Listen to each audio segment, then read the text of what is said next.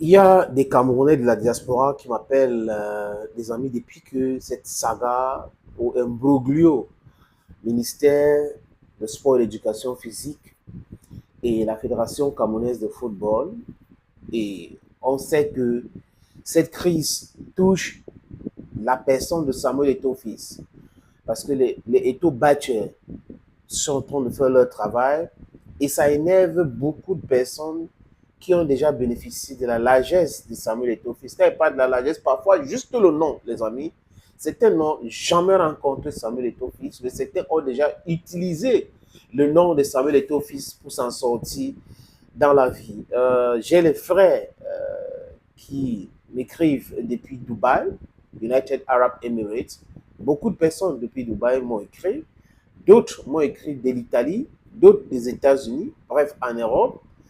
Et chacun raconte la même histoire, du moins concernant les différentes difficultés ils ont été confrontés aux différentes difficultés, les médias de d'Adoué. Et à chaque fois, c'est le nom de Samuel Eto'o-Fils qui les a aidés.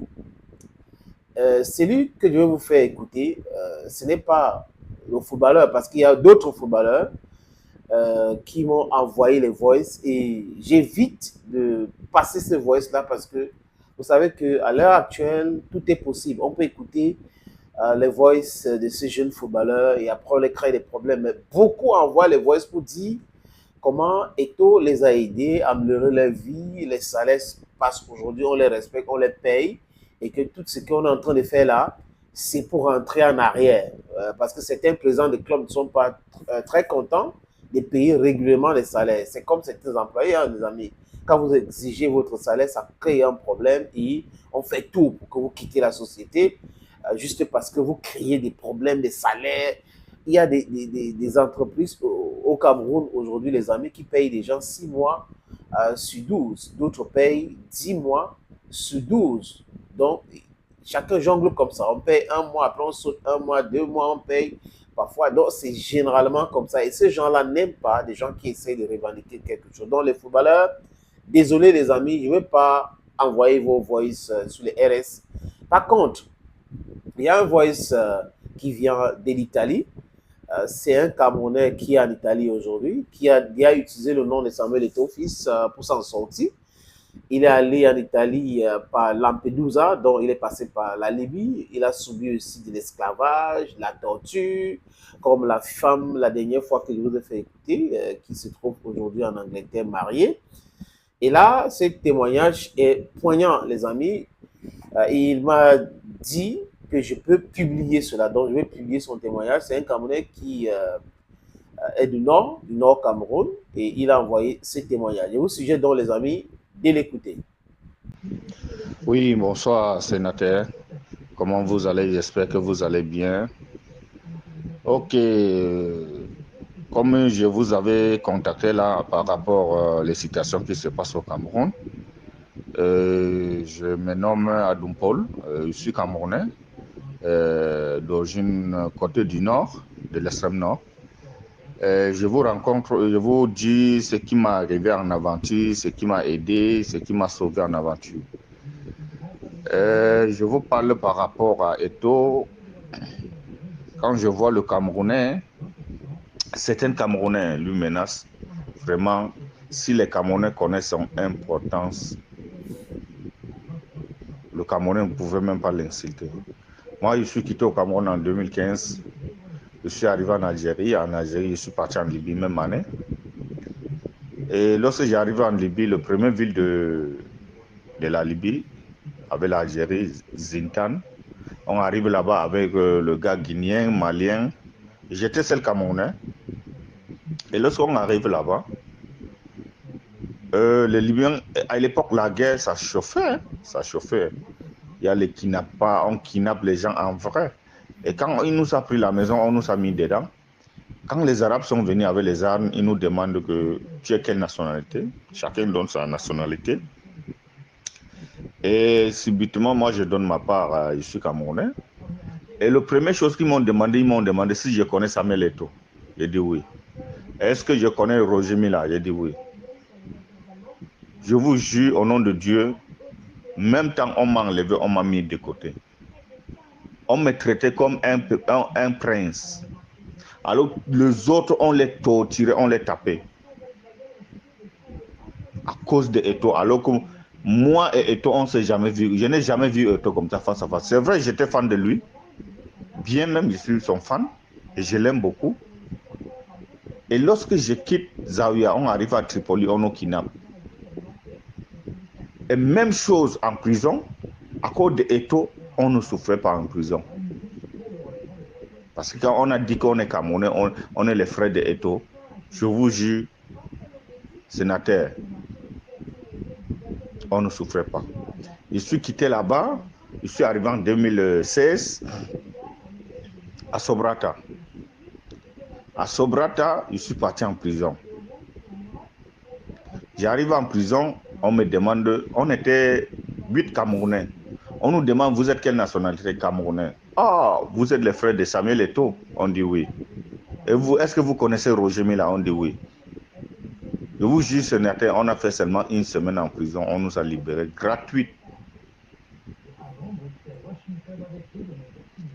Donc, je vous dis comment en aventure Eto'o sauve les gens sans même lui-même, il ne connaît même pas. Est-ce qu'un ministre au Cameroun peut sauver quelqu'un comme ça? Sénateur, je vous en prie, essayez de protéger ce monsieur. Parce que vous, votre voix est... Les gens écoutent votre voix par rapport à nous. Aujourd'hui, je suis en Italie. Même ici en Italie, quand on parle... Mais je suis à Napoli. Mais quand on parle que tu es Camerounais, d'abord c'est le nom de Eto'o, alors que Zambouangui Sazou ici. Donc pour vous dire que même ici en Italie, à cause de Eto'o même, on va t'aimer. C'est un message que je vous demande vraiment. Vous êtes le journaliste, vous avez le presse, le média, vraiment essayez de protéger ce type. Parce que si aujourd'hui ce type n'est pas là, vraiment même dehors les Camerounais vont souffrir. Et moi, je vous dis encore une anecdote. Lorsque j'étais au Cameroun, en 2009, j'ai reçu le couteau. Grâce à Eto'o, parce que tellement il supportait Barcelone, à cause de Eto'o, et l'autre supportait Chelsea, il m'a choqué avec le couteau. Et Dieu merci, je ne suis pas mort. Mais, vraiment, sénateur, je vous en prie, je vous demande pardon, essayez de protéger ce type. Tout ce qu'il veut, parce que vous, je vous écoute beaucoup, je vous aime beaucoup. Et quand vous publiez votre vidéo, je crois que je suis le premier à regarder parce que vous dites la vérité, tout ce qui se passe au Cameroun. Donc c'est ce que je voulais vous dire ce soir, grand frère. Vraiment, essayez de le protéger ce type. Dieu ne donne pas ces gens-là deux fois. Si on peut ce type, peut-être c'est dans 50 ans qu'on va avoir les gens comme ça. Donc vraiment, je vous souhaite bonne nuit. Et c'est le message que je voulais vous dire parce que je vous suis beaucoup. Donc merci beaucoup, grand frère. Merci beaucoup. Il y a donc, les amis, comme vous avez écouté, beaucoup d'autres Camerounais qui ont subi le même trajet pour se retrouver en Europe aujourd'hui. Beaucoup ont perdu la vie. Certains n'ont pas été aidés par l'État. Vous savez que quand on dit État, État, État, au lieu de dire pas le gouvernement, les gens insistent l'État, l'État, l'État. C'est nous tous. Le gouvernement, je pense, c'est pour ceux que nous tous, on a décidé qu'ils vont gérer la cité. Ça ne les concerne pas généralement. Ils vont vous poser la question, ils sont allés faire quoi là-bas? Parce que là, pour ceux qui sont au pouvoir, si leurs enfants fréquentent bien, leur famille mange bien, ils peuvent vivre leur vie de pacha dans les avions, voyager, tourisme et autres. C'est le plus important. Le reste, ils sont allés faire quoi là-bas? Ils ont allé faire quoi là-bas? Bah, les amis, ça va finir un jour. Ne vous inquiétez pas. Voilà donc je reçois beaucoup de témoignages des Camerounais à ce sujet, les amis. Mais très bientôt, honnêtement, je veux passer vite à autre chose pour vous parler de notre Afrique, de beaucoup d'autres sujets. Mais je voulais vous démontrer à travers l'insistance sur ce sujet qu'il y a des gens qui ont été payés pour faire du Eto'o-bashing. Il y a des gens qui se plaisent dans l'injustice et ils ne pouvaient pas rester tranquilles dans de telles circonstances parce qu'ils devraient, oui, ils ont gagné et tout. Non, ils devaient avoir des voix de façon officielle, les amis. J'insiste là-dessus parce qu'il y a certaines personnes qui soutiennent, mais officieusement, non. J'ai dit officiel, mettre un visage et dire des choses clairement pour que ceux-là se rendent compte que non, tout le monde ne peut pas rester tranquille devant leur stupidité, devant leur bêtises, devant leur manipulation. Thank you, friends, for watching videos on this platform. Stay blessed and bye-bye.